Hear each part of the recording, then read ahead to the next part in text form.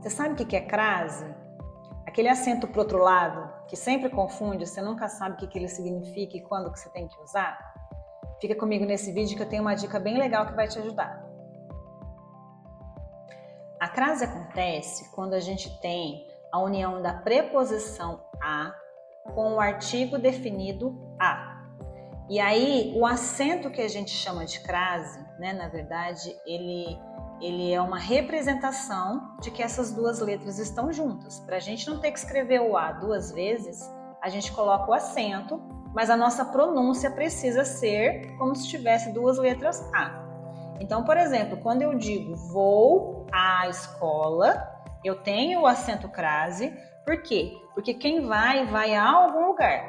Então, tem a preposição. Mas eu também estou indo para a escola, que é uma palavra feminina. Então, eu preciso do artigo a. Vou à escola. Eu uso o acento do crase, né, para representar que ali tem duas letras A. Da mesma forma, quando eu falo, eu entreguei meu trabalho à professora. Eu tenho a preposição e tenho o artigo definido. Ainda assim tem dúvida? Então é só trocar a palavra que é feminina por uma no masculino. Se a sua preposição ficar ao, né? Então significa que se for com a palavra feminina, você precisa do acento crase. Então, por exemplo, em vez de falar vou à escola, eu digo vou ao mercado. Eu tenho a preposição a, mas o meu artigo é o, porque mercado é uma palavra masculina. Então, do mesmo jeito que eu falo, entreguei meu trabalho à professora, eu digo entreguei meu trabalho ao professor. Quando eu troco a palavra por uma masculina, eu ponho o no lugar. Na verdade, eu também tenho ali, né, a mesma junção da preposição com o artigo, só que eu não estou repetindo as duas letras iguais, então eu não preciso do acento crase. E quando que eu não preciso usar o crase?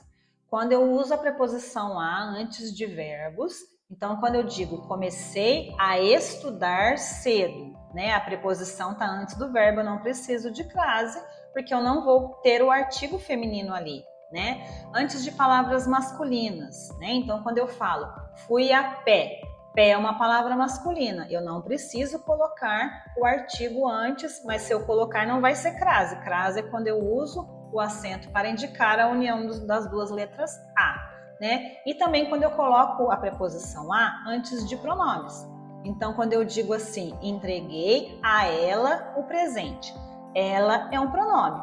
O a é a preposição e eu não preciso do artigo, então eu não tenho crase. E quer mais dicas práticas como essa para te ajudar a ler, entender e escrever melhor? Comenta uma frase aqui nos comentários com crase que eu corrijo para você.